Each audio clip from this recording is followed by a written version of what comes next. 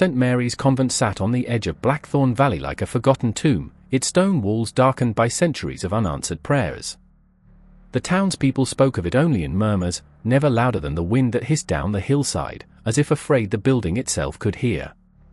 At night, its chapel windows glowed faintly even when no candles burned inside, and travelers swore they heard soft chanting drifting across the valley long after the nuns were said to be asleep. The final midnight bell had always been a strange, almost mythic detail in the old stories whispered about St. Mary's, but no one in Blackthorn Valley ever thought it would become the center of something far darker. For generations, the bell tower stood as the convent's solemn heartbeat, marking the hours with slow, deliberate tolls that echoed across the valley. But the midnight bell was different. It was rarely rung, reserved only for rituals the townspeople knew nothing about and the nuns refused to speak of. So when the bell tolled precisely at midnight on the night of the first disappearance, the sound felt wrong, too heavy, too mournful, as if the metal itself had been forced to sing against its will. Those who lived close to the base of the hill claimed the bell's tone seemed distorted, not a clean chime but a trembling, drawn-out groan that rattled their windows and left their candles flickering wildly. Some swore they heard faint voices overlapping with the echo, layered beneath the metal strike like a chorus carried on the wind. Inside the convent, the nuns reacted differently. Those still awake felt the vibration deep in their chests, a cold flutter that rose from their sternums to their throats as though the sound was trying to escape through them. Those who were asleep woke with a jolt, their hearts pounding, their eyes fixed instinctively toward the chapel. It wasn't fear they felt at first, it was recognition, a terrible familiarity, as if the bell were calling them by name. The Mother Superior, whose private quarters were closest to the tower, was the only one seen leaving her room. Her door creaked open, her silhouette drifting down the hallway with a slowness that made the younger sisters hesitate to follow. She held no lantern, no candle, yet she walked confidently through the darkness, guided by the echo of that single toll. Sister Miriam was the only one brave, or foolish, enough to rise from her bed and trail behind her. The others lay still, paralyzed by a feeling they could not explain. It wasn't dread, not exactly. It was more like submission, as if something in the air pressed gently on their chests, urging them to remain where they were. But Miriam felt something else pull at her. A soft whisper in the back of her thoughts, a breath that did not belong to her, urging her to step into the corridor. She didn't even notice her bare feet touching the cold stone floor as she followed the faint outline of the Mother Superior's habit moving ahead of her. Down the hallway, past the rows of closed doors, past the cracked portrait of the convent's founder whose painted eyes always seemed too alive, they moved toward the chapel. The heavy wooden door was already ajar, though no one remembered leaving it open. As they approached, the bell's fading echo drifted above them like a sigh, sinking slowly back into silence. Miriam paused at the threshold. The Mother Superior did not. She slipped inside, her form swallowed by the dimness, the shadows stretching around her as if welcoming her home. What happened next was something no living nun could fully describe, because only one person saw it, and she would not be seen again. Just before she stepped inside, Miriam glanced upward at the bell tower. A strange shiver crawled up her spine when she noticed that the rope used to ring the bell swayed slightly, not with the wind but with the aftershock of movement, as though a pair of invisible hands had only moments ago pulled it with force. The rope ended abruptly halfway down, cleanly severed. She had cleaned that rope earlier that same day, it had been intact. Not frayed. Not worn. Certainly not cut. A chill swept through her as she realized what that meant. No living person could have reached the bell without the rope. No one had gone up the ladder, it was sealed, locked, and thick with dust. No one had touched the clapper. Yet the bell had rung. Not from within reach of the living, but from somewhere else entirely. Somewhere higher than the tower, or lower than the earth beneath it. Still, she stepped through the chapel door. Her footprints on the stone, faint, damp, as though her feet had begun to sweat from fear, were the last signs of her anyone would find. The door eased shut behind her with a sound too soft for its weight, almost gentle, like hands guiding it closed. The next morning, when the sisters gathered, the Mother Superior was present but silent, her eyes devoid of their usual stern authority, her face pale as though she had been awake all night. She offered no explanation for where Miriam had gone, nor did she acknowledge the uneasy glances cast her way. And when one of the younger nuns asked timidly about the midnight bell, the Mother Superior's expression hardened, her lips pressing into a thin line that warned against further questions. But the most disturbing discovery came shortly after. When two nuns visited the bell tower to examine the severed rope, they found the ladder untouched, the dust thick and undisturbed as if no one had climbed it in years. Yet the clapper hung in a new position, slightly twisted, as though someone, or something, had held it firmly before letting it swing. And beneath it, on the cold stone floor, lay a single rosary bead that had not been there the day before. It belonged to Sister Miriam, a bead cracked clean down the middle, as if crushed between a force stronger than bone or metal. That was when the truth began to settle over the convent like a suffocating fog. The midnight bell had not been a call to prayer. It had been a summons. A warning. Or perhaps an invitation. And Miriam had answered it willingly, even though she must have known, in the deepest part of her trembling soul, that the sound that called her was not meant for the living. The forbidden wing of St. Mary's had always existed more as a whispered rumor than a real place, a part of the convent's architecture that the younger nuns weren't even sure truly belonged to the building. It appeared on no maps, in no records, and the elders never mentioned it unless speaking in riddles or half-warnings meant to keep curiosity at bay. Yet every nun felt its presence. The east corridor carried a coldness unlike any other hallway, a bitter draught that lingered even in summer, and the stones there seemed darker, as though the light deliberately avoided touching them. The air held a strange heaviness, thick with the scent of damp mortar and something faintly metallic, like rust or old blood. Most avoided it entirely. Those who ventured near felt a pressure deep in their ears, a gentle but insistent hum that grew louder if they lingered, urging them silently to turn back. Every now and then, a nun would claim she heard humming or distant chanting behind the bricked wall where the forbidden wing supposedly began, but the others dismissed it as imagination or the wind clawing through the cracks at night. After the disappearance of Sister Miriam, anxiety crept into every corner of the convent. The remaining sisters moved more cautiously, speaking in tighter whispers, glancing more frequently over their shoulders as though expecting to see her ghost trailing behind them. But no one dared mention the truth aloud. The air had changed. The silence felt charged, almost electric. The chapel's candles flickered more violently than before, casting frantic shadows that stretched unnaturally long across the floor. Something had shifted the night the bell rang, and the convent itself seemed to breathe differently. The investigator sent from the valley was initially skeptical. He had seen his share of strange places, superstitions, and odd behaviors in isolated religious communities. Yet something about St. Mary's unsettled him instantly. It wasn't the quietness or the age of the building, but rather the way the walls seemed to listen. Every footstep he took echoed too sharply, snapping back at him like a whispered reply. Every corridor had a chill that reminded him of walking into a room where someone had just left, except there were no footsteps, no lingering warmth, no sign that anything living moved through the hall besides himself. On his second evening at the convent, he noticed something peculiar, a draft coming from the far side of the east corridor. There shouldn't have been a draft. That section, according to the Mother Superior, had been sealed off nearly a century earlier due to structural instability. She provided this information quickly, almost too quickly, her eyes fixed on him with a hardness that warned him not to pursue the matter. But his instincts pushed him forward. He returned to the corridor late at night, careful to move quietly so as not to alert anyone. The deeper he walked, the colder the air grew, and the faint hum he'd heard during the day swelled into something more distinct, something that sounded almost like voices attempting to harmonize with one another beneath layers of stone. He reached the bricked wall and stopped dead in his tracks. The coldness radiating from it felt unnatural, not the chill of forgotten rooms but something more ancient, more deliberate. He noticed immediately that the mortar between the bricks seemed fresh in some places and crumbled in others, as if someone had attempted repairs and then abandoned the effort.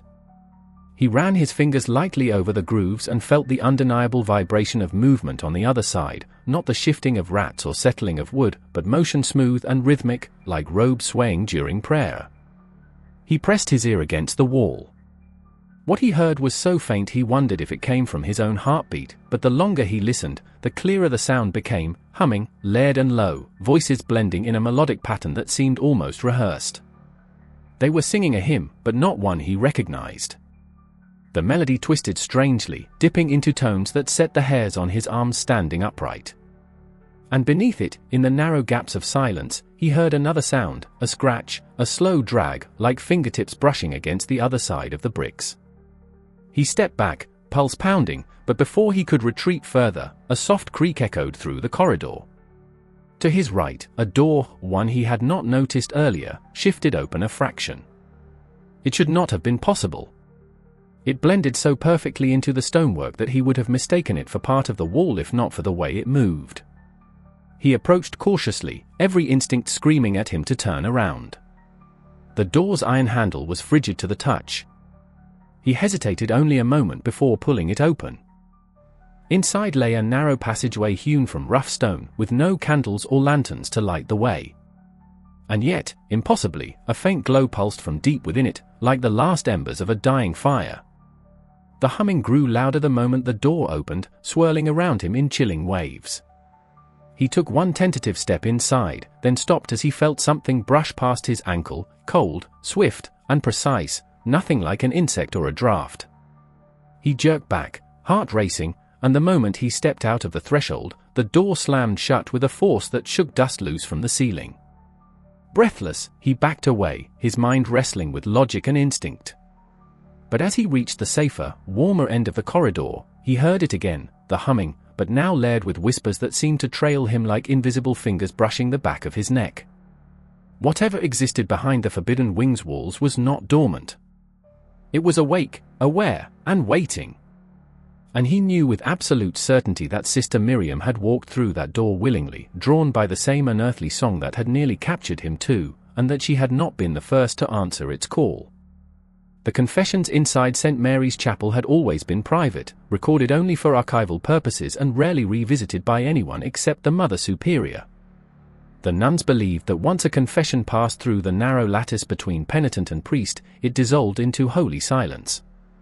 Yet after the disappearances began, the investigator was granted limited access to the chapel in hopes that he might find some small clue overlooked by frightened eyes. He spent hours scanning the rows of wooden pews, the dust-caked hymnals, the carved faces of saints staring down with expressionless eyes. The place felt empty in a way that was deeper than physical absence, as if the very air held its breath. But on his third night, something strange happened. When he placed his hand on the confessional door, he felt a faint vibration, soft and rhythmic, like a heartbeat pulsing through the wood. At first, he thought it was simply his imagination, a byproduct of exhaustion and the eerie tension that clung to every corner of the convent. But the vibration grew sharper when he leaned forward, not steady like a heartbeat but irregular, almost tremulous, as though someone inside the confessional was whispering against the very frame. The investigator hesitated, then pulled open the door. Dust swirled in the thin beam of moonlight from the chapel window, and the cramped space appeared completely empty. Yet the lingering sense of presence, the undeniable feeling that someone had just been there, clung to the air. The recorder, a simple, outdated audio device used by the convent decades ago, sat in its usual place. He almost ignored it until he noticed the tiny red light blinking. It should not have been blinking. The device was not plugged in. No one had touched it. And still it blinked with a faint, desperate persistence, as though urging him to press play. His fingers trembled slightly as he lifted it, the plastic warm against his palm as if it had recently been held. When he pressed the button, the chapel filled with a low crackle. At first, there was only static, a soft roar like distant wind. Then, beneath it, a voice emerged, thin, trembling, unmistakably human. "Forgive me," the voice whispered, but it was not a nun he recognized.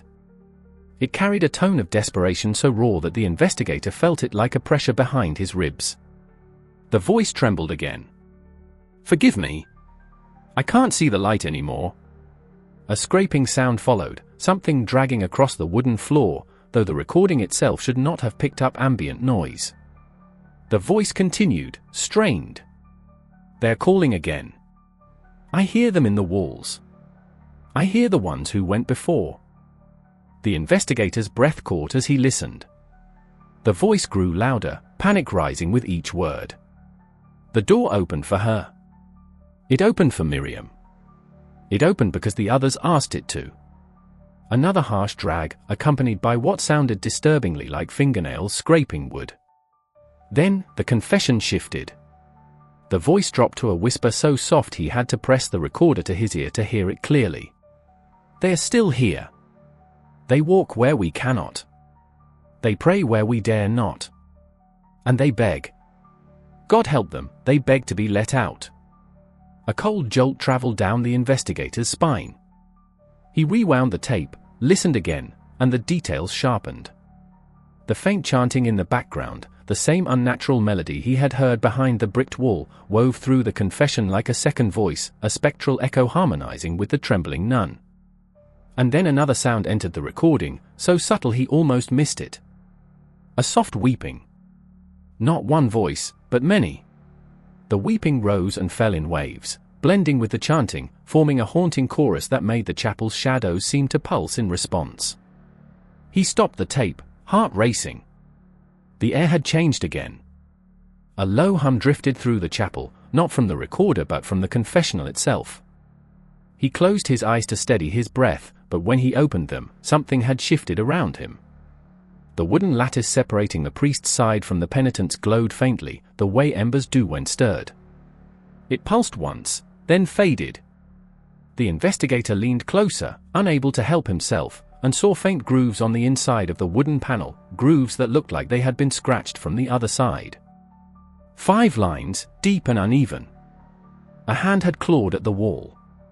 And from the angle of the grooves, it was clear the marks had not been left by someone sitting calmly inside but by someone who had pressed against the wood hard enough to splinter it.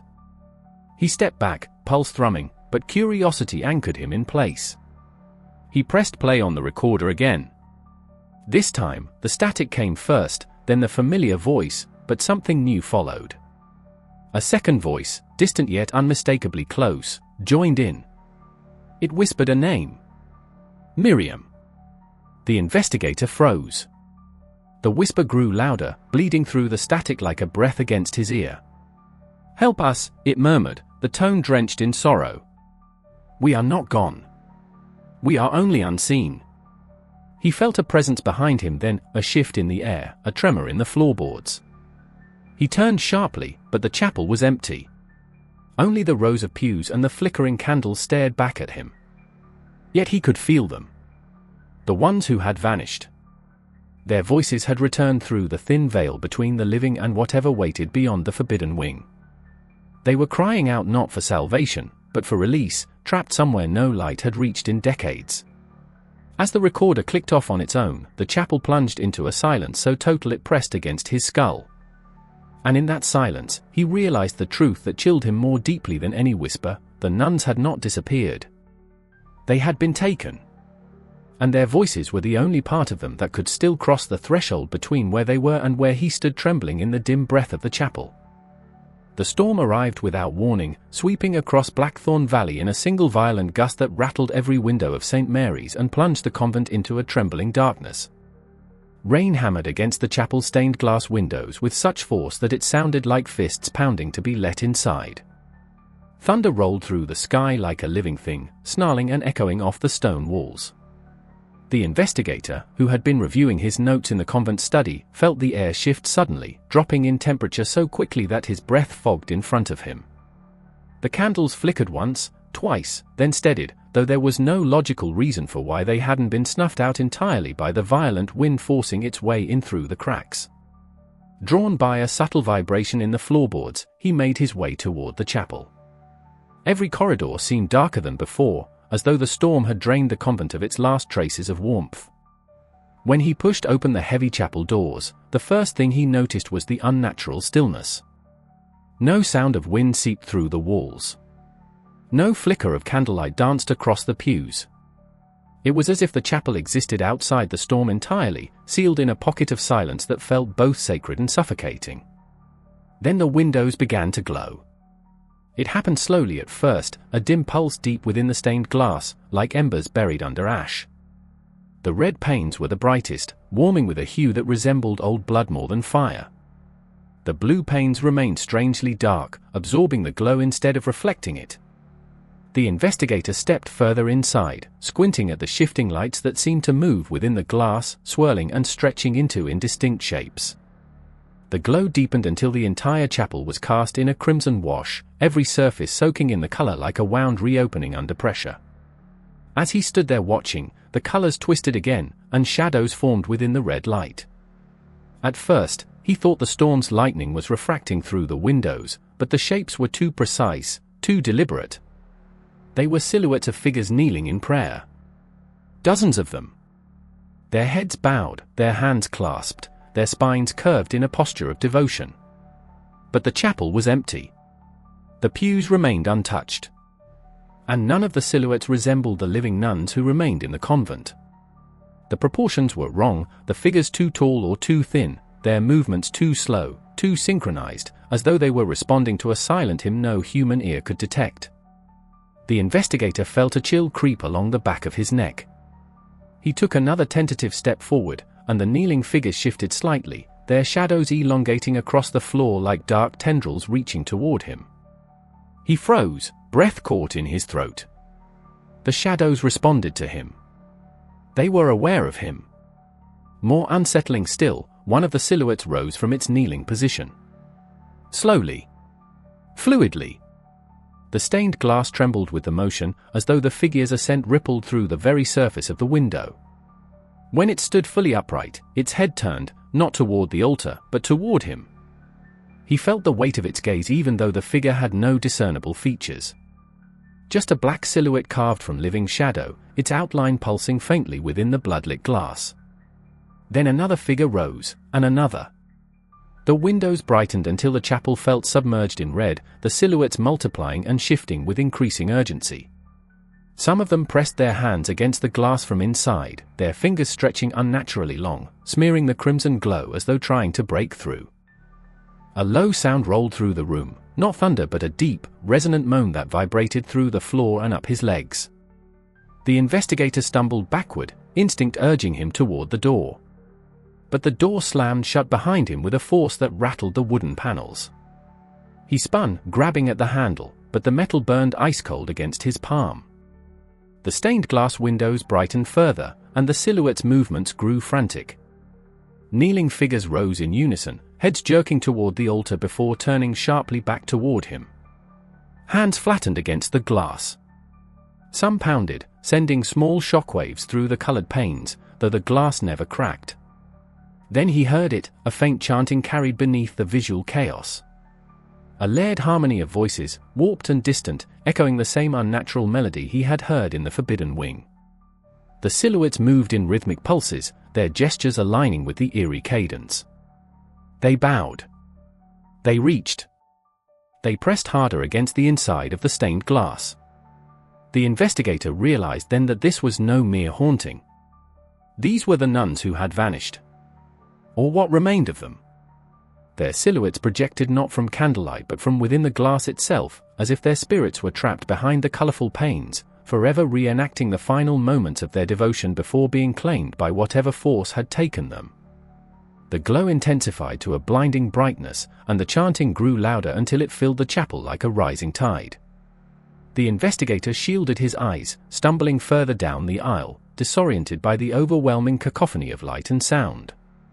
He felt the floor tilt slightly beneath him, though he could not tell if it was the building shaking or his own body failing to withstand the strange pressure filling the air.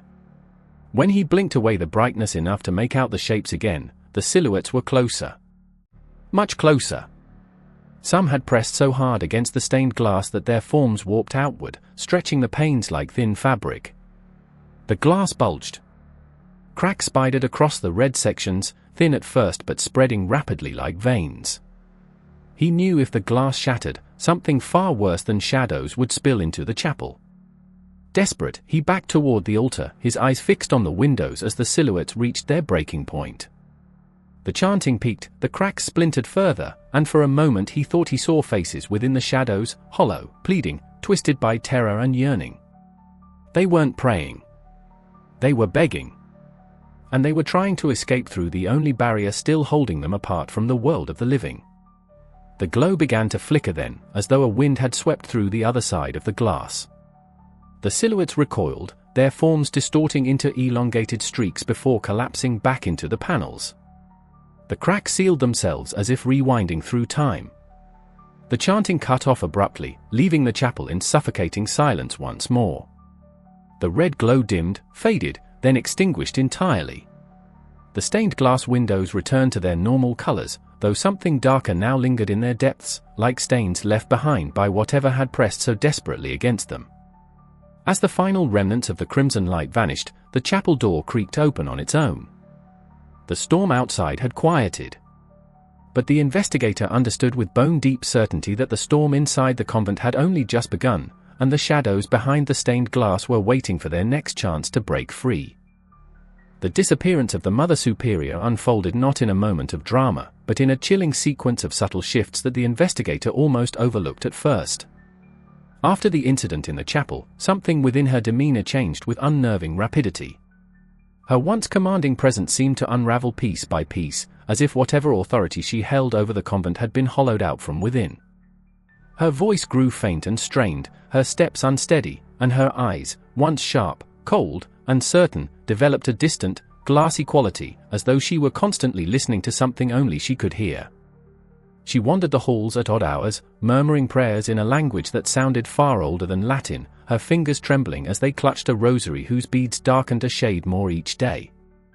The other nuns avoided her not out of disrespect but out of instinct, sensing a presence around her that felt wrong, as if the shadows bent toward her when she passed. One night, the investigator awoke to the soft, rhythmic sound of footsteps pacing outside his temporary room. He opened the door and found the Mother Superior standing at the far end of the corridor, her back turned toward him. Her posture was rigid, her head tilted slightly toward the ceiling as though listening to whispers drifting through the stones. He called out to her gently. She did not move. He took a step closer, but she raised a hand, motionless, a gesture that froze him in place. Slowly, she turned her head, and though her face remained mostly in shadow, he could see her mouth moving, forming words silently. She pointed toward the direction of the chapel. He felt an involuntary shiver, the same cold dread that overtook him whenever he neared the forbidden wing, and instinctively stepped back. Without waiting for him, the Mother Superior glided down the hall, her bare feet silent on the stone floor, her figure seeming almost to float in the dim light. He followed her at a careful distance. She headed not toward the chapel but toward a narrow servants' staircase near the back of the convent. The steps spiraled downward, disappearing into a space he hadn't explored before. He watched her descend without hesitation. The air that rose from below carried a damp, stale scent, tinged with something metallic. He hesitated only long enough to steady his breath before descending after her. The staircase opened into a long, low-ceilinged chamber filled with rows of old wooden cabinets and mold-eaten parchments. This room, hidden beneath the convent, seemed to hold centuries of suppressed history, records, relics, forgotten manuscripts. Dust hung in the air like suspended ash, disturbed only by the Mother Superior's slow progress toward the far wall. The investigator noticed something strange there, a faint outline, like the suggestion of a door long concealed beneath plaster and stone. She pressed her palm against it, and immediately, the outline pulsed with the faintest glow. A soft groan echoed through the chamber as the hidden door began to shift. The wall splintered along ancient seams, and a narrow passageway revealed itself, exhaling a cold so biting it cut straight into his lungs. The Mother Superior stepped inside without hesitation. He moved to follow, but the moment he crossed the threshold, the air thickened, pressing against him as if trying to force him back. The darkness ahead was nearly complete, save for a distant, flickering light that seemed to recede the closer he approached. The sound of chanting drifted toward him, soft, layered, achingly familiar. It was the same rhythm, the same unnatural melody that had haunted every corner of this place. The passage widened suddenly into a subterranean chamber shaped like a crude chapel. Stone pillars lined the walls, and between them were carvings, ancient symbols, crude figures kneeling, faces twisted in awe and terror. At the center stood the Mother Superior, facing an altar that seemed carved from a single piece of blackened stone. Upon it lay a tattered book bound in cracked leather, its pages fluttering though no wind stirred the air. A faint crimson light pulsed from beneath the altar, synchronized with the distant chanting that reverberated through the chamber. He stepped closer, calling her name, but she didn't turn.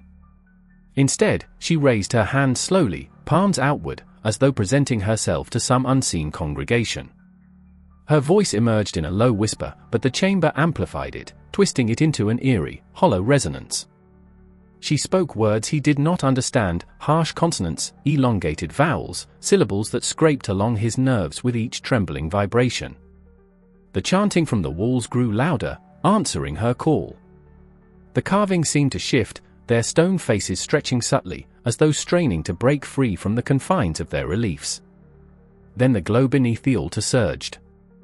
The floor heaved, and dust rained down from the ceiling. The investigator rushed forward, reaching for her arm, but an invisible force slammed into him, sending him stumbling backward. His vision blurred as the crimson light intensified, wrapping the Mother Superior in a pulsing, otherworldly aura. Her body convulsed once, then stilled.